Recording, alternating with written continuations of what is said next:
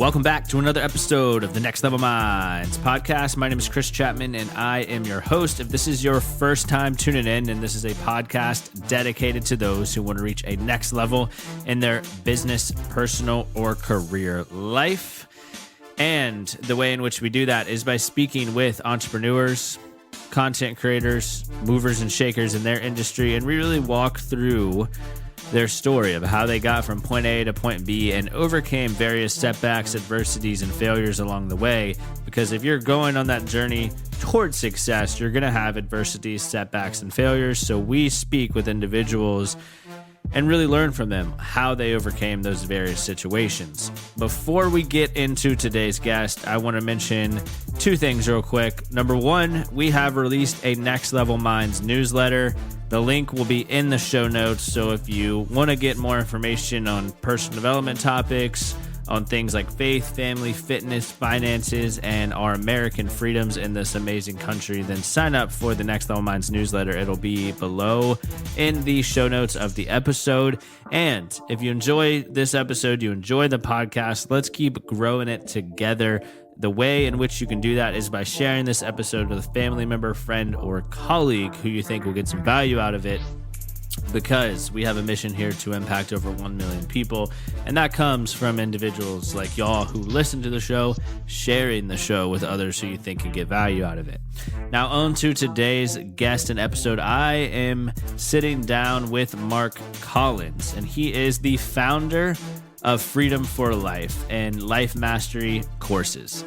He helps young men unleash themselves into who they are supposed to be. So I'm super excited for this episode because I have similar values, a similar mission, a similar goal to unleash men into who they are supposed to be, which is exactly what Mark is doing with his company. So I know we're going to talk a lot today about identity. We're going to talk a lot today about thoughts, mindset, and everything in between. So if developing yourself into a better version of yourself is something that is important to you, stick around and listen to what Mark has to say. Let's go ahead and dive into this week's episode.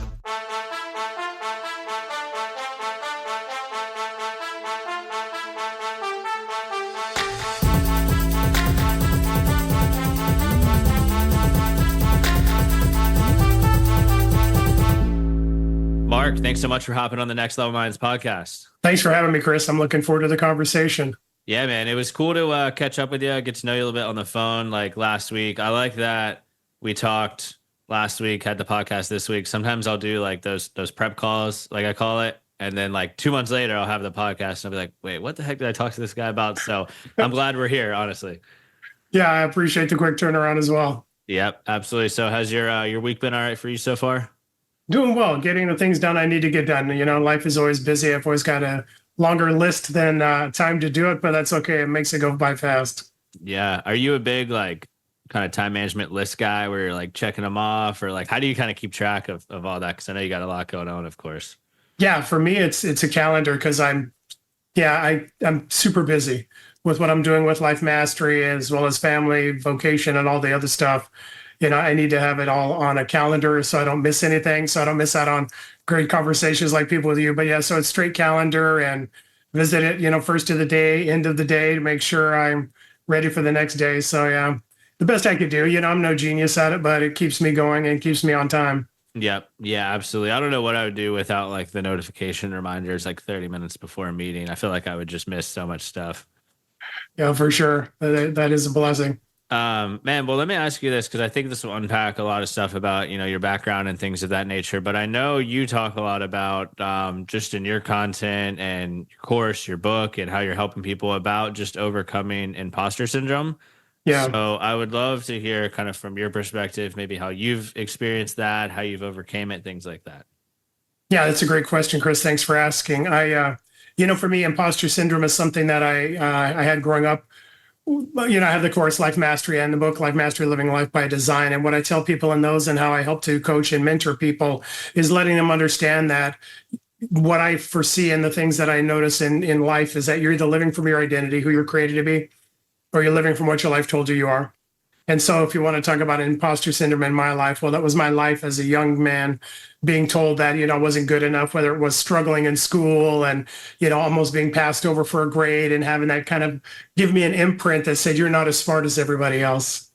Or, the other part is having a father who was, a great provider, but a dominant, personality in our household and somebody I felt like I never measured up to. So you think of that young man right there, 6, 7, 8 years old, 9, 10, 11, struggling with school and trying to measure up to your dad. You always feel like you're disappointing. And then you grow up and you kind of take that on as an identity. At least that's what I did. And I say I because, it's my own story, but it's the same story I see with a lot of the men specifically, but also women that I work with is this understanding that what my past has been is what my future is going to be. And I'm just trying to manage it or overcome it. So imposter syndrome for me was that place of feeling like you weren't measuring up. So whether it was in a job and trying to go for that promotion or even get that job, right? And trying to figure out, are they going to pick me? Maybe not, and all those doubts and thoughts that get in your head, or in business as I was succeeding in business and finding that fear of failure, that imposter syndrome just came along for the ride. I thought, Chris, when I became successful in business, we had a thriving business. We were able to sell it for a mid-6-figure profit. You think that at that point, you feel like you have it all together. But the truth of the matter is, apart from understanding who I am, my life tells me who I am, and it doesn't matter success or failure. Come to find out, Chris, with a lot of the guys and, ladies I work with, but specifically some guys that come to mind, they're high-level achievers, amazingly successful, but that imposter syndrome carries on in their life until they get to a place of understanding, hey, I'm living from my past, not living from who I was created to be. And when we can start to unpack some tools and strategies to get there, well, now they can start to see that man show up in their life. Man, that's really cool. I like that you mentioned just operating from a different lens, right? Like so many people are operating from their past, whether it's childhood things that have happened to them or just past circumstances that they've had in their life. So how can people kind of begin having a different frame of reference? Like, I assume you don't just wake up and you're like, all right, I'm doing this now, right? I assume it's kind of some milestones, some timelines, some steps attached to it. So how do you usually go from like living from the past to the better life that you've kind of alluded to? Yeah, that's a great question. And I think, if I was to give it an overall theme, I would use the title of my book. It's called Life Mastery, Living Life by Design, Not by Default. Yeah. What I find in my own life and the life of the people that I work with, frankly, to be totally honest, Chris, everybody I know, apart from it, instituting something like a life mastery in their life, are living the same way, which means this life happens and I respond. So whatever my past is, whatever my pains, my hurts and all of that, right? You're supposed to get over it. You're supposed to move past it. You're just supposed to move on. But the truth of the matter is nobody ever does. Whatever level of success you have, whatever things you're doing and accomplishing in your life, you don't overcome your past by ignoring it, but by speaking truth into it. And so for me, it's that, first off, that understanding that you can actually have a different life. A lot of the things that I did early on in my life to try and change myself, to try and, see the man on the inside, become the man on the outside, that guy that I was hoping I could be showing up in relationship and business, in life, the person of confidence and assurance, not the person of doubt and fear and worry. Well, I would use personal development to do that. And, I had learned a lot from a lot of personal development programs. Not that any of them are wrong or right or anywhere in between, but the challenge is they offer change, not transformation. And for the people I work with, it really comes down to a transformation. It doesn't come down to me having habits to keep my fear and worry at bay. It's being able to have a transformation so that guy, that woman on the inside is actually unlocked into their life. And you're right, it starts first and foremost with us. It's with that revelation of there can be different. Anger and fear and worry, insecurity, imposter syndrome aren't things to manage. They're things to be victorious over. And the more you understand who you're created to be, the less they can have an influence on your life. So for us, it all starts with identity. The foundation of everything we do starts with identity, because the challenge is, Chris, apart from knowing who I am, my world has to make up the difference. Whether it's in relationship and I'm dealing with insecurity, well, my wife has to be perfect, because if not, it triggers those things on the inside that feels like I'm not good enough. In business, things have to keep rolling, right? The income has to keep increasing and things have to keep going on and up, an upward trajectory, because if they don't, now all of a sudden this feeling of failure comes in, this imposter syndrome of, man, I don't think I'm even cut out for this, right? Those thoughts that you have in your head. But it all comes down to an identity statement. Who are you created to be apart from your things? the more the people I work with know who they are, the more they work from a place of being the victor in the process, not the victim. And so for us, it starts with identity, which means for us, it starts with an I am statement. One of the very first things I do is tell them to write an I am statement. And what that is it's you apart from your things, your title, your role, your position, your power, your income. Take all of that stuff, set it aside. Who is this person on the inside? The character of who you are is what matters more than the accomplishments that you've had. And so we start to unpack it with that and a couple of other tools that we can get into, but it all starts with identity. Apart from identity, you're just playing a role. And you can do it for a long time. The problem is I don't want to do something that is just exhausting because I never can overcome it. I just got to manage it. Yeah, man. A couple of things that you mentioned there that I want to unpack. I like that you mentioned just the word transformation, just because that really just shows the impactfulness of it and really what you have to do. And I also like that you mentioned who you are outside of different things, right? So, because things could go good or bad, and like you're gonna have the same character, you're gonna be the same I am statement, regardless of if you close the 6-figure deal or you didn't close the 6-figure deal, right? And I think that's just such a good anchor point because I see this a lot of times in business where like, these people have multiple different personalities. Like when things are going really well, they act this way. When things are going really bad, they act this way. When they're stressed, they act this way, right? But what I'm getting at is I think you're trying to show people that like, regardless of what happens, you're kind of unshakable. You're this I am statement, regardless of external things. Is that kind of what I'm getting at there? Yeah. And I love the word that you're using, unshakable, because that's exactly the goal. It's you being unshakable no matter what the circumstance. It doesn't mean challenge don't happen, because the truth, Chris, you know that as well as I do. Struggles happen, challenges happen, right? Everybody's living a life, and in that life, there's going to have issues and challenges. So it's not that they won't happen. It's not that they, I have mantras that make it so nothing really matters, right? It's none of that less than productive stuff. I'll just put it that way. But what it is the more I understand who I am, the more I understand I'm the answer to the circumstance I'm walking into. So like you said, I mean, the normal circumstance, right? Life by default is when things are going well, I'm happy. And, I understand that. Because when challenge happens, when you're close to bankruptcy, like I've been, right? Before the business was successful, it wasn't. And, there's those struggling years of payroll going up and down and income going up and down, and you hope they go up and down at the same level. But, and sometimes there's one of those where it doesn't, where you have to make tough financial choices, or you see that down the road, right around the corner could be something that's horrible. I'm not saying that challenges don't come in people's life, but the thing is being able to be unshakable in all of them, because it's the you showing up.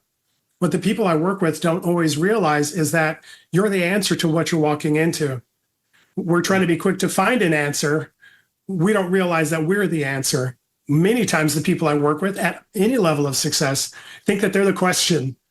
I'm the question going, can I handle it? Can I succeed? Can I get the answer? Can I overcome? Whatever the question is that you have in your mind. And so you're right. It's that unshakable character of, no, I am the answer. I've succeeded before. And, again, we have other tools to help unpack that, but you have a track record of success in your life. And this is just one more step towards the next level of success you're going into.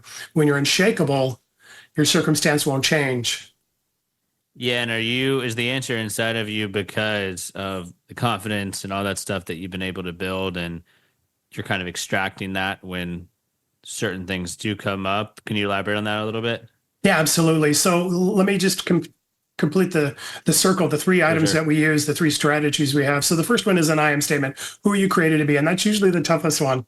Because at least the people I work with, and myself included, I'm not used to looking at myself outside of my accomplishments, right? We look at our success and failures to determine our identity. The problem with that is, like you said, our mood changes, our emotions change depending on what's going on in life. It's the default. It's nobody's fault that they do it. It's the standard way of living for multimillionaires and stay-at-home moms and everybody in between, the people I've worked with. But there's a difference, and that difference starts with that I am statement, who you created to be. Write that down, the character of the person inside. I'm a person of integrity and worth. I'm a person of value and passion. I'm a person that's easily emotional, but confidently assured of who I am in all circumstances, right? Whatever the thing is that you say is your statement, and it'll develop over time. Who I said I was a year ago is unpacked in a different way today. But there's 2 other steps to that. And the second one is a celebration list.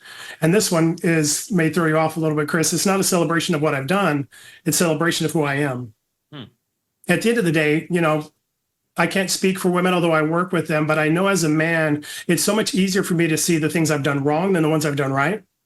Even in accomplishing things, I don't know if you've been there, Chris, but I've been there where I'll accomplish whatever the thing is. And the first thing I think of is, oh, but I could have done that better. Yeah. Oh, but if I would have made that turn or made that decision, right?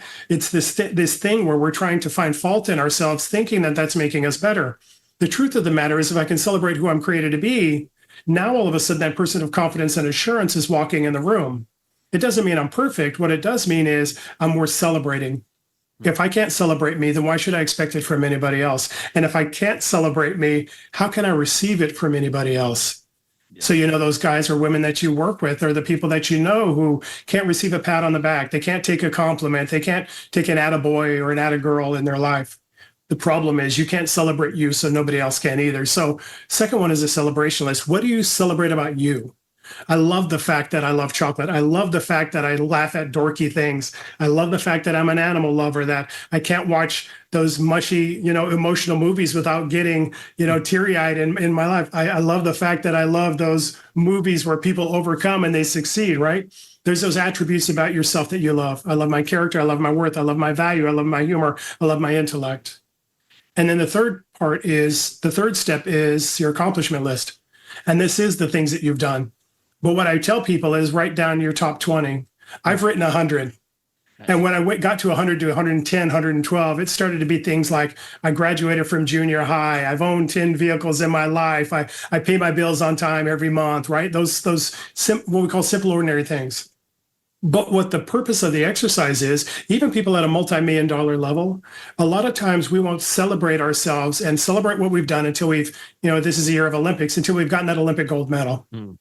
But what we don't realize is the high achievers in the world, including Olympic athletes, Super Bowl champions, World Cup winners, will celebrate themselves along the way. They'll acknowledge their accomplishments leading up to their great success. If you can't acknowledge yourself along the way, most cases you're not going to get the big success because you'll burn out before you get there, because it's not worth the sacrifice if I can't see an increase in benefit. But the other part of it is I show them that you've got a track record of accomplishment in your life. So when you're walking into that boardroom and you don't know if you're going to be able to convince them for the endeavor that you want them to put their money into, or you're going to that bank trying to get a loan, or even in relationship, you're going out on that date asking that girl to be your wife or that man to be your husband, or whatever it is, right? There's these thoughts in our head that say, I'm going to blow it. This isn't going to work.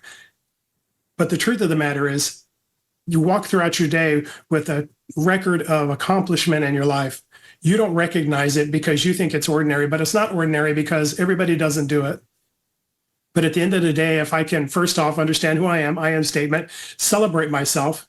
If I can't celebrate me, then I can't receive it from anyone else. And accomplishment, see that I have a track record of success. Not that I'm perfect. There's nobody of great success that's been perfect, but they are incrementally better on the daily basis. They're willing to look at their accomplishments, see that they've got a track record of success, and believe that their past in that sense is going to be their future. I'm a person of accomplishment waiting to happen. When they start to understand that, then whatever level of success, whatever thing they're walking into, they can do it honestly and openly. And the truth of the matter is that guy shows up.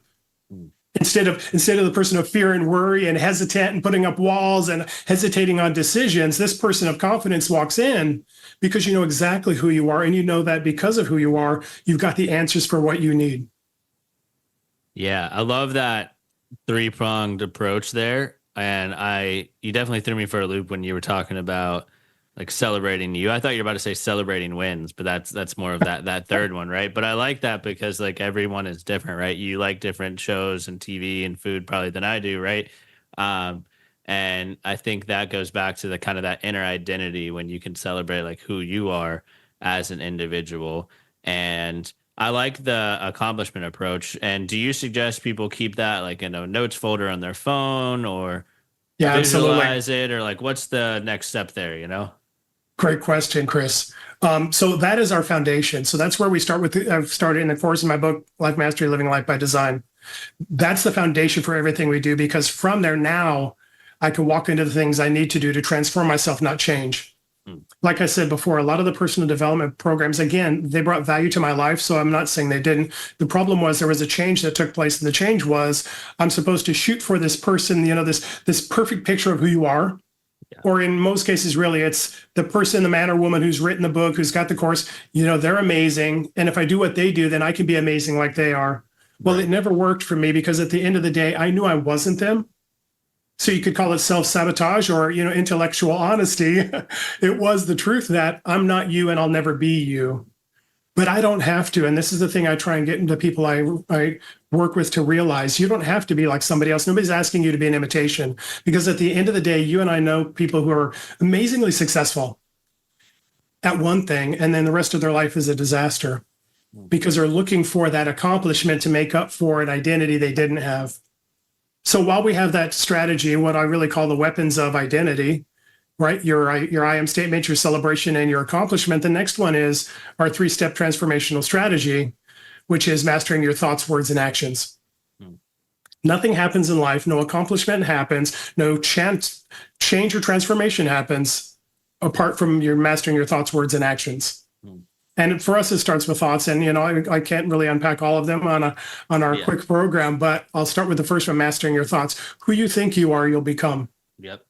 Science shows it, philosophy says it, but the truth of the matter is the things I say about myself will actually come to pass in my life. If I think I'm a failure, I'll make decisions, find avenues and areas and ways so that I can show that I'm a failure. If I think that I'm not worth loving, then believe it or not, I'll get into relationships with people that'll be dysfunctional to begin with so that it crashes and burns, so that now that breakup in that relationship that didn't work out proves what I've already told myself. The challenge for most of us is, again, if you don't live from identity, who you are, you'll live from what your past has told you.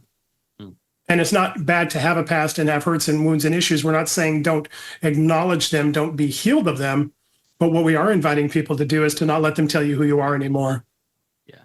And so how do you transform that? Well, I'm a person that's older in my life, but Chris, if I was a 40-year-old man, you take out the first 5 years of my life, right, where you're developing and growing and figuring out the world. That means I've had 35 years of telling myself who I am, of using my experiences, my past successes and failures, of saying, this is the box that I can live in and I can't go any farther. We don't know that, but we just make decisions and directions and have thoughts that prove that.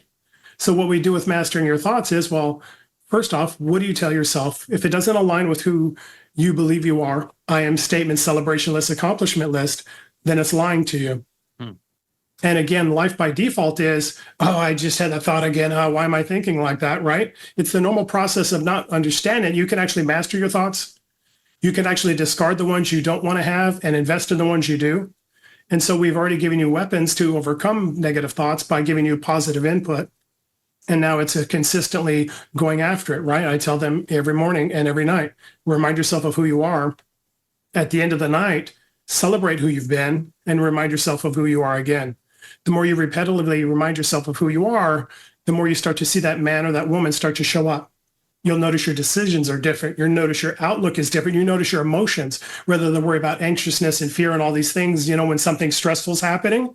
Now, all of a sudden, there's this calm and this assurance. There's this quick decision making instead of hesitation, because now the person you believe you are is showing up. It takes time. It's a transformational journey. It's not a moment. There are moments of celebration in it, but it really starts with understanding mastering my life, right? Life by design means that I'm investing in my life to overcome the lies that I've believed, feeding them, destroying them with the truth that I know. And the truth starts with us, again, with identity. Who do you say you are? That's who you'll become. I love that, man. I think that's super cool that it all starts with thoughts. And I want to talk about that. But before I move on to that, what are the other two? I know you only covered thoughts for time's sake, but thoughts. Mastering your words and your actions. The words are simply this. There's 2 steps. There are 2 stages to your words. They're a proclamation of who you are. Yeah. And they're an instruction for you to live out. Come to find out, the things that I do when I speak out in my life, they're an assurance and my mind hears that, but they're also an instruction for my mind to follow. So when I say, you're so stupid, why did I do that? I can't believe I blew it again, right? You're giving yourself instruction to live out, not just proclaiming the things that you've done. So mastering your words is simply, do your words align with your thoughts? Do your thoughts align with who you are? I tell my students, if you wanted to have a synopsis of all 3 of them, what you think you'll say, what you say you'll do, what you do you'll become. What you think you'll say, what you say you'll do, what you'll do you'll become. And the do part, the action part is we literally say this, the hero you. I tell people I'm trying to unleash heroes in hiding.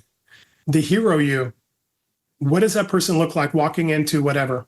This uncomfortable conversation, this business transaction, this daily work, whatever the thing is you're doing. What does the hero you look like walking into this? Whatever that man or woman looks like, be that person. Yeah, and that comes from doing all of that other important work that you were mentioning, right? The accomplishments, every part of it builds on the other. You could skip to the end, and it has a great value. Again, there's personal development programs that only deal with action. Right.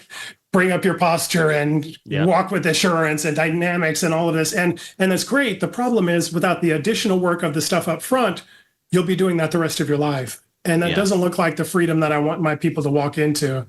Yeah. And I think the thoughts part is extremely important because it all starts from here. Like you said, there's so much scientific research that shows it as well. And then your thoughts are going to become your words become your actions, and those actions then ultimately become your life, right? But those actions have to stem from somewhere, and that stems from thoughts.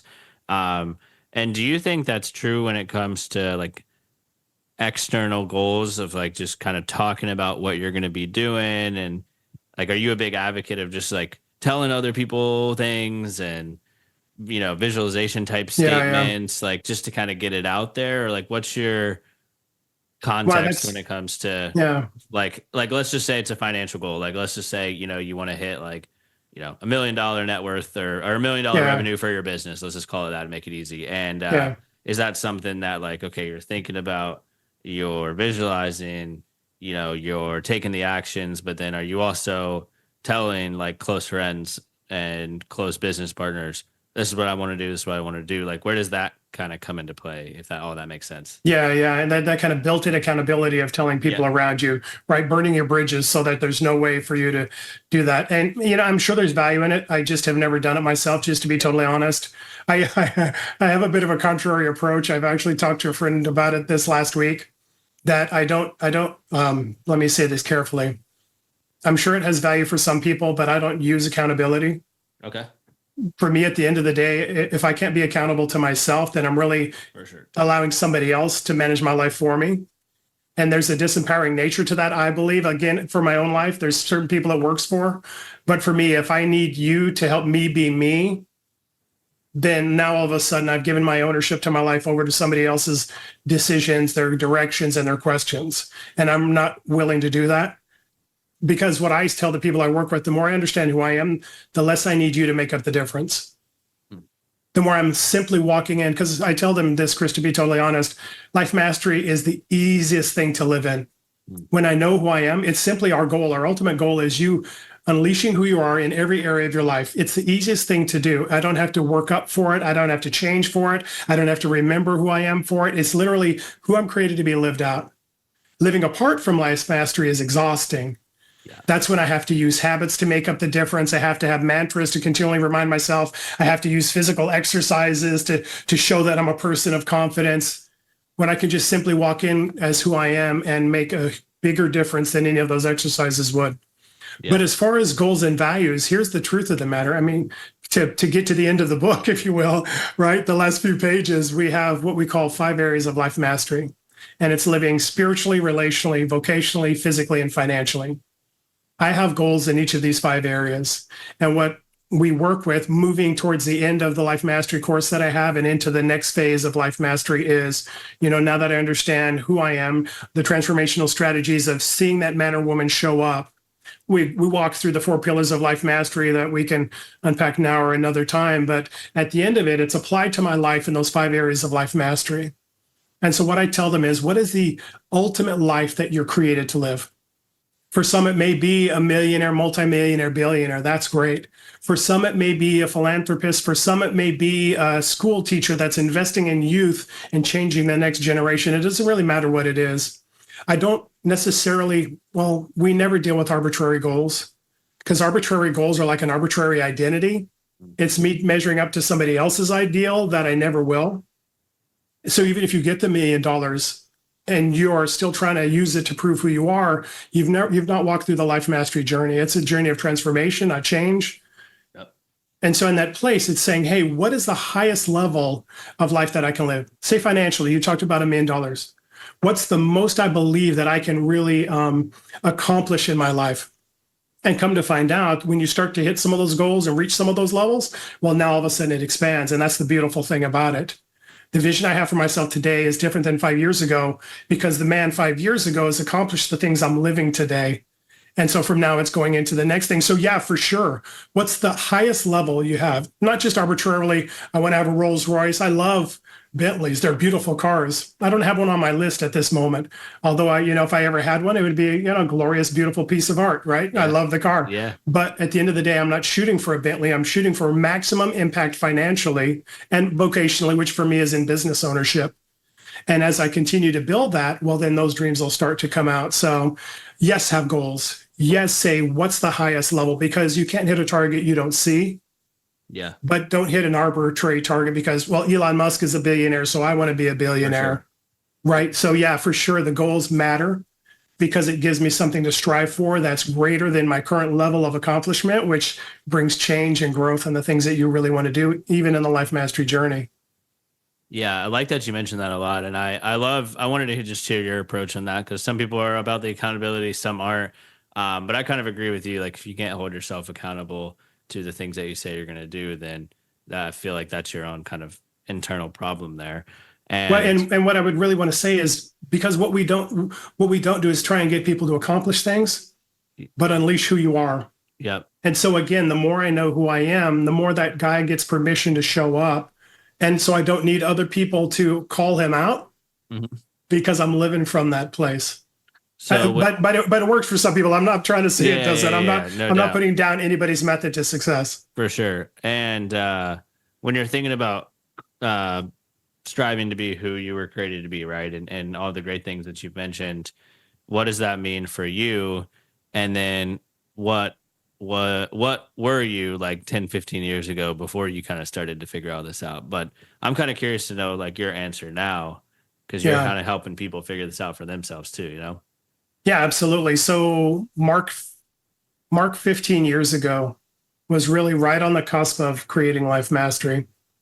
I had, tried the business success, and like I told you, fear of failure, imposter syndrome came along for the ride. They didn't end when the bank account grew. And so for me and personal development, I tried those things. Again, it brought change, it brought habits, it didn't bring transformation. But I refused to give up. The thing I'd always encourage people is, just because you haven't found something that's working yet, don't give up on your belief that there's more.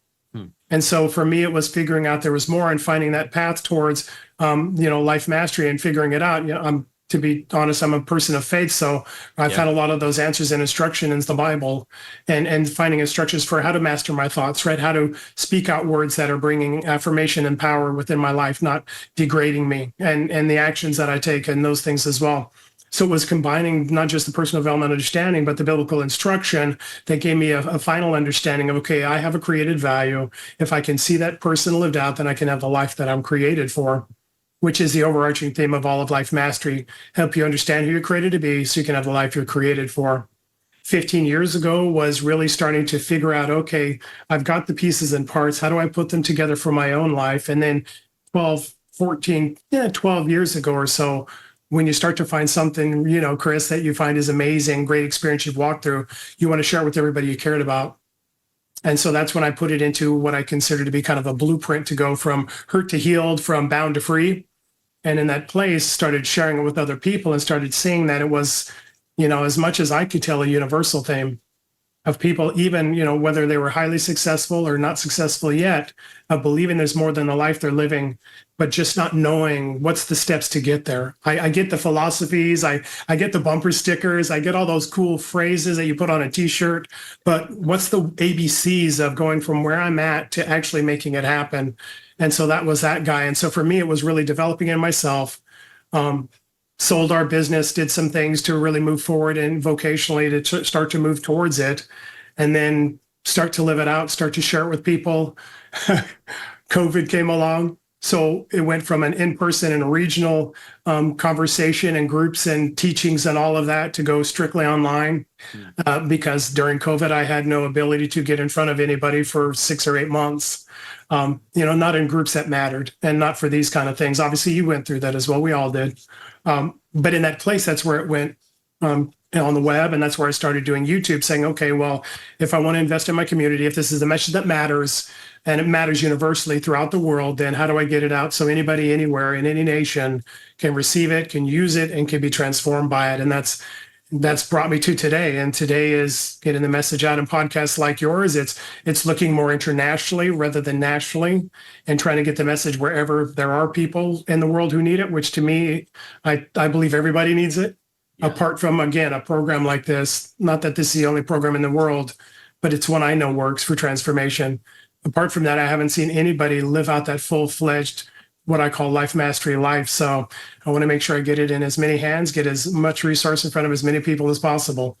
Yeah, I love that you're on just a big mission there. And I love that, for lack of choices, you had to go online, right? But now you're online and you can just impact so many more people. I mean, my podcast used to just be like strictly in-person Charlotte guest and just kind of like other Southeast guests. And like, it was hard because I'd have to like drive out of town or like block off time to go meet them in person. Right. And then my guest pool just kept getting like smaller and smaller and smaller.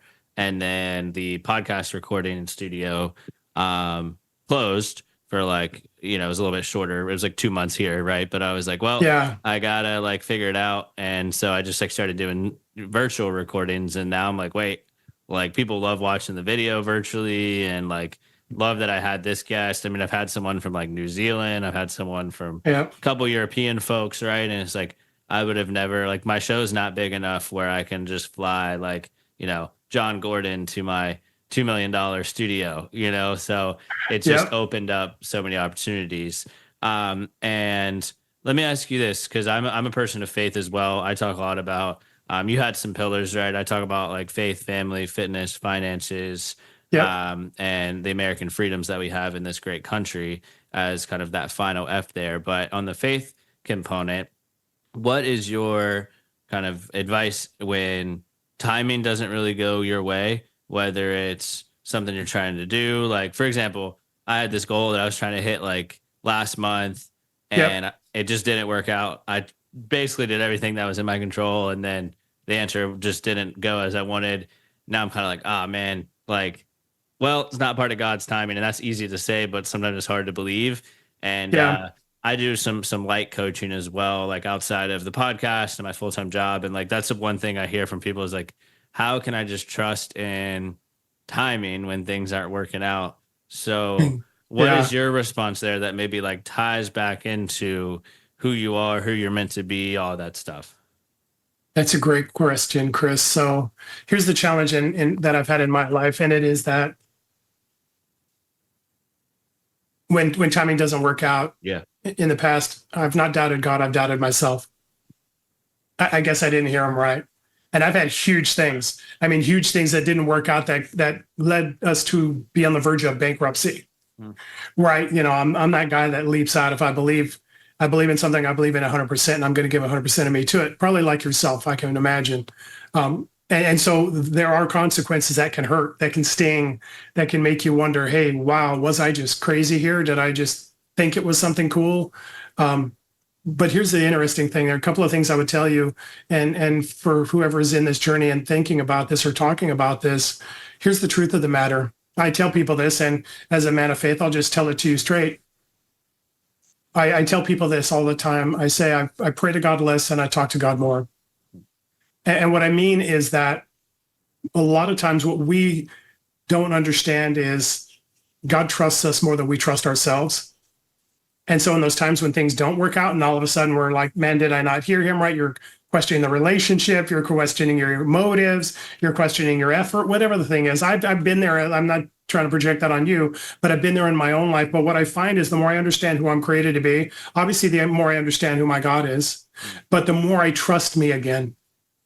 The more the failures and the mistakes of my past are less of an identifier of who I am At the end of the day, a lot of times the people I work with that are successful, they're successful not so that they can celebrate, but they're successful because they want to counteract that fear. Because at the end of the day, if I'm not successful, it's going to prove I'm right. I am a failure or whatever the thing is. But the more I know who I am, the more I trust myself and the more I trust the process, which means this every stage and part of my journey is an investment that's being made into me and I'm being made into it. So there's something in you, Chris, that is meant to be invested wherever you're at whatever level of vocation or faith work or whatever the thing is you're doing. And when you're fully invested in that and able to fully accomplish what you're supposed to do there, well, then the next stage will happen. As a person of faith, I know that God's not going to project me into the next thing until I've accomplished the first thing, because he knows the weight of the thing to come and he needs me to be prepared for it. So at the end of the day, I know that my obligation is two things: to trust him and to trust me, that I'm good enough for the things I'm walking into. And if it hasn't happened yet, that doesn't mean it won't happen. Many of the things that I believed years ago are happening in the past few years. But we believe that when we hear it, it's a now thing versus a knowledge thing, where he's telling you, hey, this is what you're going to have. That bankruptcy thing was a knowledge thing, not a now thing. I made the mistake of saying, okay, it's now, so I'm going to quit my job. I'm going to do this. I'm going to do that. And it didn't work out well. There was some investment and some learning and some hurt to be healed from in that, to be totally honest. But in that place, you start to understand, but I'm right. There is this call on me. There is this thing on the inside that's mine. So how can I invest in it now, even though that long reach that I reached out for didn't come to pass? What am I supposed to invest in right now? And when the door is ready to open, it'll open. And I'm not saying it's arbitrary, but there's a preparation that's always done.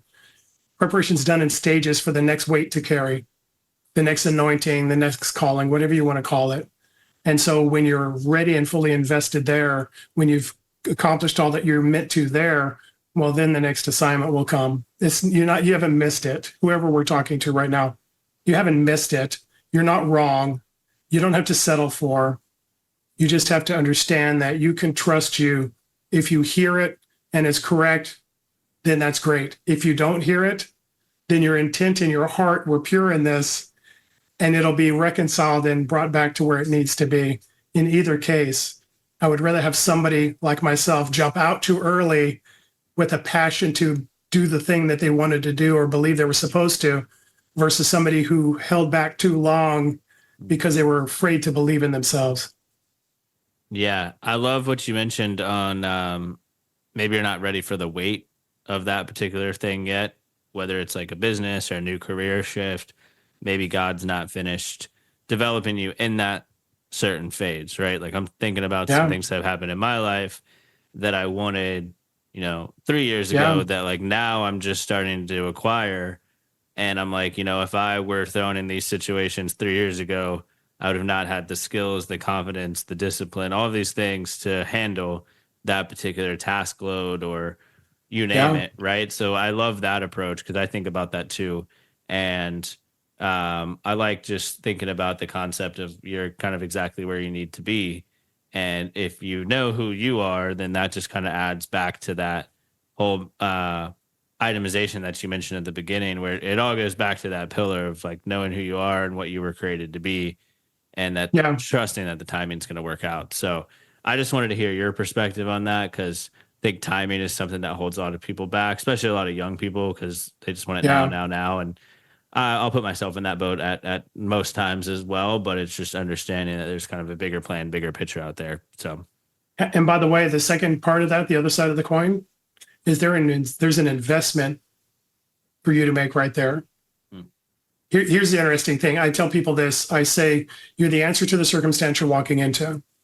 I say it all the time because it's truth. Again, a man of faith. I see it in the Bible, throughout all of the Bible, that God created people for circumstances to be the answer in. He didn't equip them after they got there. He didn't take them through school when he called them. He simply created them with that on the inside and unleashed them on the outside. So whatever circumstance you're in, there's a mission on your life. And so for me, the things I've always had to grow in was looking past this mission for the one I really want. And it doesn't mean that one isn't going to come, because I believe that those desires of your heart are desires of God. But what it does mean is until I finish my investment here, I'm not ready for there. The more I focus on, I know who I am, identity. I know who I am. And of course, these are the things that I'm supposed to invest here.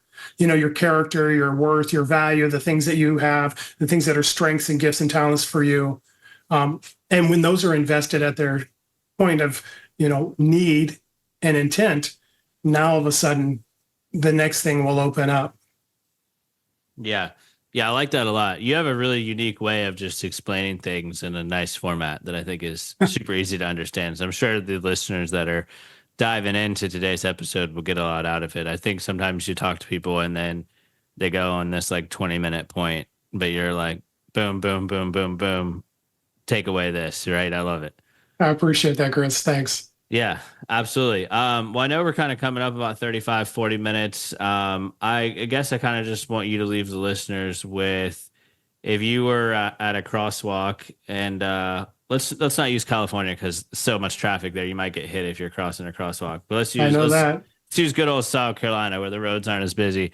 You're at a crosswalk, someone's like, "Hey, I recognize you from Chris's podcast, and I'm just trying to figure my life out. And I want to do big things. Like, do you have 30 seconds of some advice?" Right. And this could be a summary of some things you mentioned. This could be the 3 steps that you mentioned. But I always like to leave listeners with just some take home, tangible takeaways to close out episodes.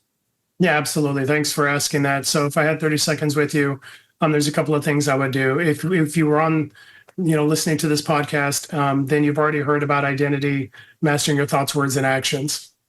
Implement those. But the thing that I would desire for you to do first and foremost is to bet on yourself one more time. As I alluded to earlier in our conversation, the one thing I did right as I was looking through personal development, trying to figure out, my faith walk and trying to figure out how to be transformed in my life, there were a multitude of things I tried, a multitude of changes and books and courses and things that I walked through, and each of them had their own value. None of them brought transformation, so I had to create it. But here's the one thing I got right every time. I was willing to bet on myself one more time. Because the truth of the matter is the strategy I can give you about identity, the tools and the things I can do in mastering your thoughts, words, and actions, my course, Life Mastery, my book, Life Mastery, Living Life by Design, none of them will matter if you're not going to bet on yourself one more time. If you're going to be like, well, it didn't work before, so it won't work now. To me, at the end of the day, what I would want to do is set you on fire again to say, maybe I was right. Maybe that man on the inside, maybe that person on the inside is the person I'm supposed to be in. And I just haven't found that right avenue, that right blueprint to get there.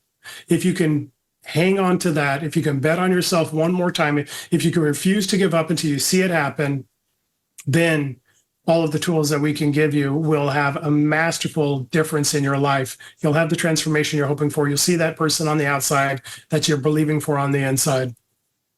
I love it. I love it. Betting on yourself. That's a big one. And I think, thoughts are good if you have the right thoughts, but I think overthinking your steps can sometimes paralyze you a bit because then you never take any action. So I like that approach of betting on yourself.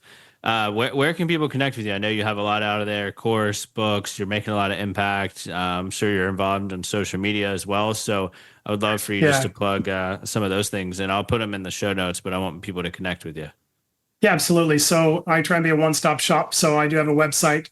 It's freedom-4-life.net, freedom-4-life.net. Of course, we talked about Life Mastery is out there. You can purchase my book, Life Mastery, Living Life by Design, out there. The book can also be purchased through Amazon. What I also have on the website is a free diagnostics course. I call it a discovery tool. And you just take a quick survey, count up your score at the end, and it'll tell you where you're at in your life mastery journey and what's the next step that you can take. So all of that's on my website, freedom-4-life.net. YouTube channel _ Freedom for Life _. And then also I am on Instagram, I'm on Facebook.